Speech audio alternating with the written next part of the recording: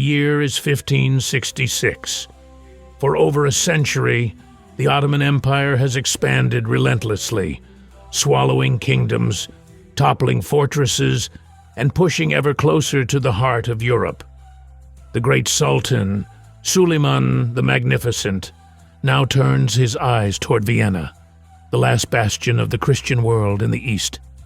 But before Vienna, there is Sigetvár, a small, seemingly insignificant fortress nestled in the Hungarian plains, held by a mere 2,500 men, Croatians, Hungarians, and mercenaries alike, all under the command of one man, Nikola Zrinski. 100,000 Ottoman troops, an army so vast that it stretches beyond the horizon. Janissaries, Sipahi cavalry, engineers, and cannons of unimaginable size march forward, their banners blotting out the sky. Zrinski knows the truth. There will be no reinforcements, no escape. The walls of Siget will not hold forever, but he does not retreat. If the Ottomans are to take Siget, they will bleed for every stone.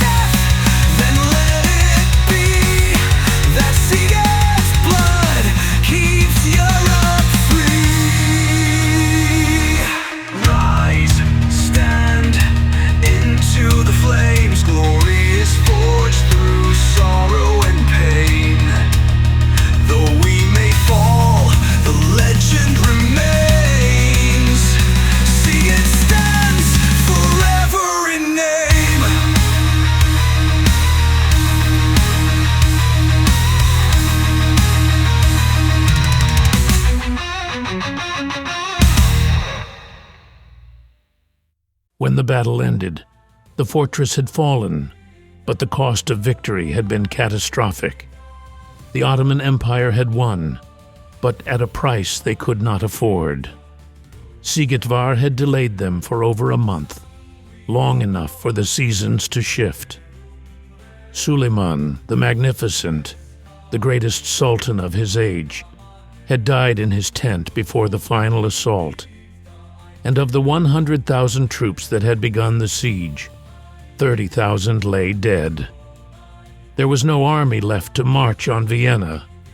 The conquest of Europe had been halted, not by an empire, not by a grand coalition, but by one man and 2,500 warriors.